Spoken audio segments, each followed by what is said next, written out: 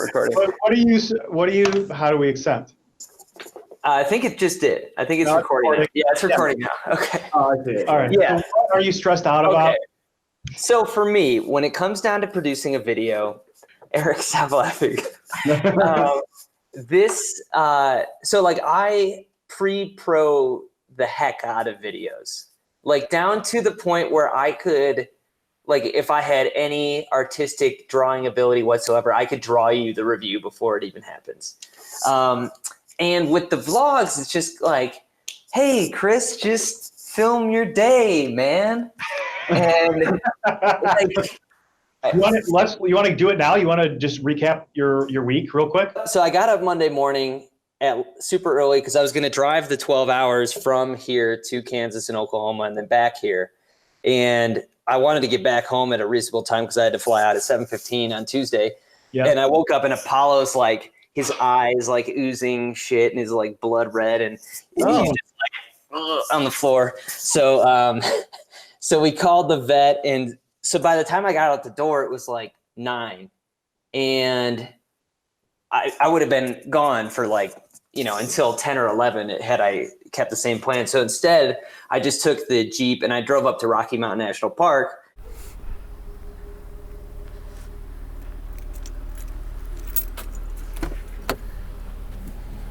And I'm back. Got a phone charging cable because today we are going on a bit of a drive. So I woke up this morning fully expecting to go drive to the last 2 of the contiguous United States that I have to visit. I've been to 47 U.S. states. The 3 that I haven't been to, Oklahoma, Kansas, and Alaska. Alaska would be quite a drive, but both Kansas and Oklahoma border my home state of Colorado. And so I figured, you know what, I'm going to get those done in one 12-hour road trip today. But life throws stuff at you all the time. Woke up today to a sick dog. Poor guy's been going through some stuff. And I have to be back by 4 to take him to the vet. So I had to deal with that this morning, deal with the vet this afternoon. So instead of going to Kansas and Oklahoma, which, to be honest with you, the drive there, not that remarkable. I would just be going straight to the border and back, and not that much fun. So instead, we're going to drive about an hour and a half north of here to Rocky Mountain National Park. Let's go. Rocky Mountain National Park is one of my favorite places in Colorado. We have 4 national parks in this state, and I have only been to one of them so far, and it's this one. We also have the Great Sand Dunes, which is about 3 hours, 45 minutes away from where I live. Black Canyon of the Gunnison, which I'm not sure how far that is, but it's on the west side, southwest side of the state. And Mesa Verde. Got to get to those. So I can't really talk a lot about all the other national parks. I can talk a little bit about Rocky Mountain National Park. But first, let's talk about what I'm driving. Yeah, because this is a Jeep Cherokee Limited. It is super nice inside. Leather everything. And it's also like it's got like a blacked out package. So anything that would be chrome, badging, that sort of a thing, on the outside is just black. And the car itself is a really dark gray. So it looks pretty cool on the road. So a few years back when the Cherokee first came back, we at Autoblog had a long-termer. And what a long-termer is, if you're not familiar, is we get a couple of cars every year that we get to test for the entire year. And the thought process behind that is you're going to own a car for longer than a week, which is our usual loan length time, like how long I have this guy. I had a week to drive it. The long-termer is more of a long-term evaluation, so you can see how it works over the course of a year. A lot more miles put on it. I generally put like 300 to 500 miles on press cars in a week. A long-termer, you obviously get to put thousands of miles on, and being in Michigan, The Cherokee Trailhawk got driven up north a ton of times, mainly by yours truly. I loved that thing. I thought it was awesome. I thought it looked great. I know that was like that design was super polarizing, but I thought it looked great because it looked like nothing else on the market. It was a Trailhawk, so it had the red tow hooks. It was red with like a black vinyl decal on the hood. It just was an awesome vehicle, and to be honest with you, I kind of miss it. And so when this one popped up in the fleet, I said, yeah, let's test this one out. The first thing that I notice about driving this car is the size. So I just got out of a Jeep Renegade. We were testing all those subcompact crossovers for our subcompact crossover comparison test, which is quite a mouthful. And this feels, I mean, we're talking a couple bumps up. So, Renegade, Compass, Cherokee, Grand Wagoneer. And it feels so much better than the Renegade. I wanted to like the Renegade, and out of the four that we tested, I think I liked that one the best. But it is not this. But I digress. So, size-wise, when I drove the last one, I just had two sedans as my personal vehicles. Obviously, this felt a lot bigger. Now that I own a Subaru XV, I don't necessarily think that this is all that big.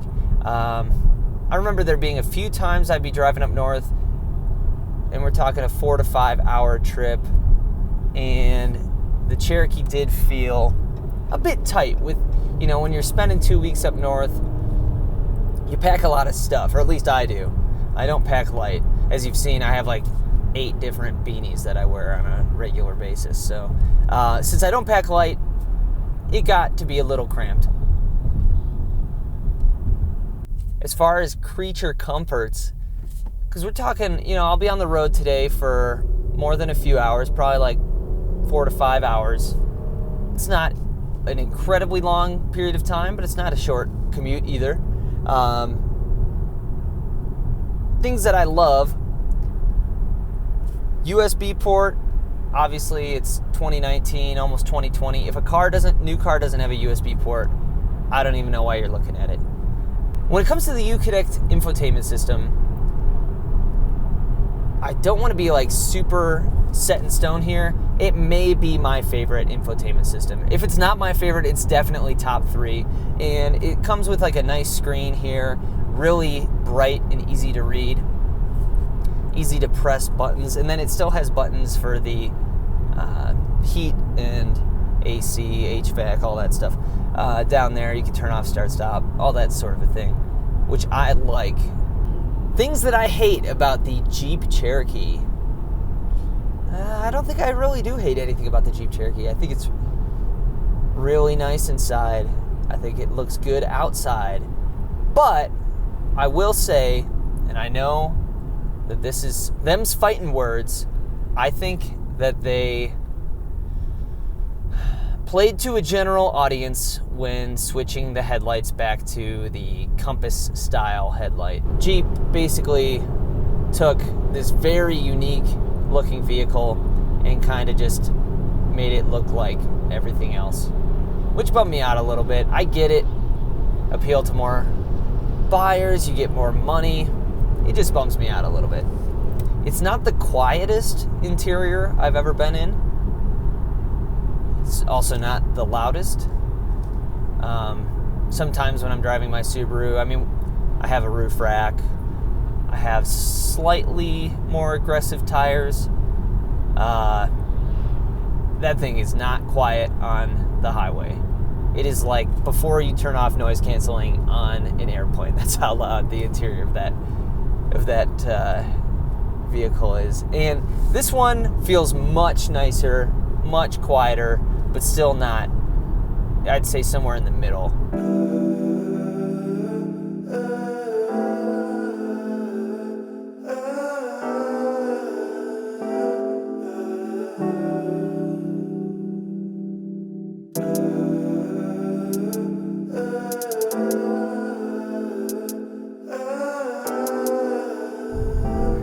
right, so we're getting close.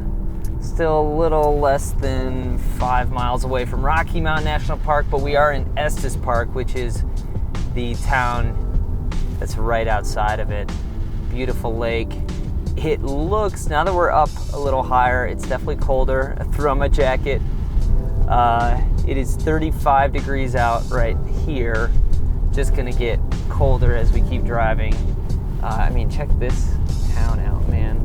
Look at this lake that we're driving through right here. Super cool. Just set that back. Chances are we'll get to see some elk today, which will be fun. Hopefully they're close. If not, I brought the big boy lens out. 400 to 800 millimeter, or 200 to 800 millimeter equivalent. So you should be able to get some good shots regardless. Whoa, there's a big one. Let's turn around here. Get a shot of that guy. He almost looks fake.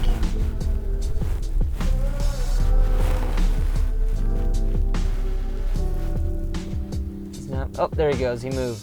Here, let's turn this around. All right. And wow, that's like super zoomed out, so I'm going to, so you can see him right there. I'm gonna grab my other camera. Man,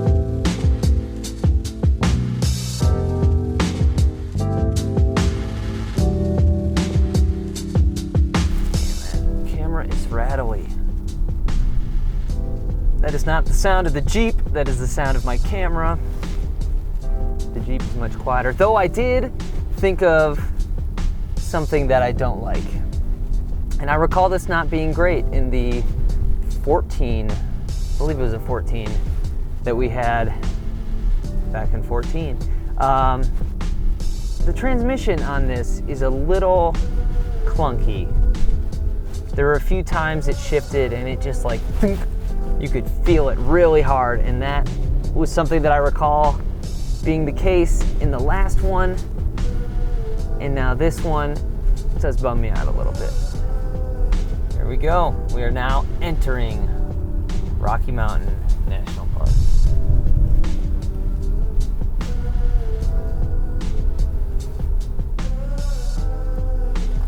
Good morning. How are you today? Doing well. How are you? Good.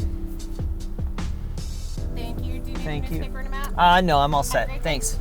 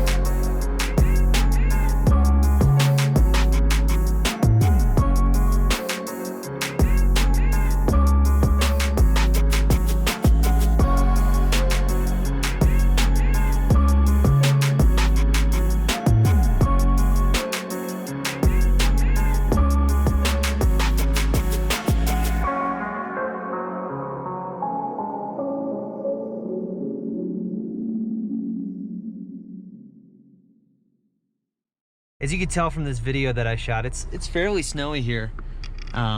Beautiful. Just look at that. Unreal landscape right now. So keep driving. Trail Ridge Road is closed right now because of the weather. So I'm going down a different way. This is the meadow area. It's pretty windy. Oh! I felt like an idiot wearing this stuff out of the house this morning when it was 45 degrees, but all of a sudden I don't feel so bad about it. It is not warm here. The colors of this part are my favorite.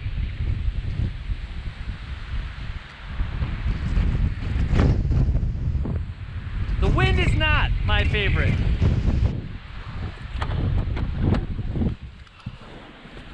Whew. Okay. Oh man. That wind. Yeah. That wind is pretty brutal. It's definitely like gloves and long johns weather out right now. It's 30 degrees. Yep, that'll do it. I'm gonna head back home and we'll do sticker stuff. We'll talk about how much this car costs and whether or not I'd spend that kind of money on it, and if not, what else I'd buy. All right, we are back inside, warm, out of the cold, to talk about how much the Jeep Cherokee Limited costs. So I brought up the sticker here. This is a 2019 model year, so we're getting towards the end of 2019. The base price of this Cherokee Limited is $34,445. Quite a bit of money.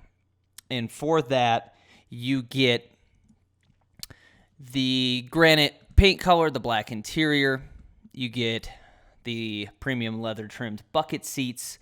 You get the 3.2 liter V6, 9-speed automatic transmission, bunch of stuff, keyless entry, blind spot detection, hill assist, latch ready child seat anchor system, all the stuff that you'd imagine a car like that would come with for $34,445. That's not including a destination charge. Jeep has roughly like a $1,500 destination charge. So we're talking $36K for just the base price of the Cherokee Limited 4x4. The optional equipment that this one had on it had a $1,800 customer preferred package 26P, which if you don't live your life on the Jeep Build It website, that includes stuff like 4G LTE, body color door claddings, the 19-inch wheels, GPS navigation is in there, the Uconnect with the 8.4-inch display is in there. I actually think that's worth it. One of my favorite, as I said in the video, one of my favorite infotainment systems out there.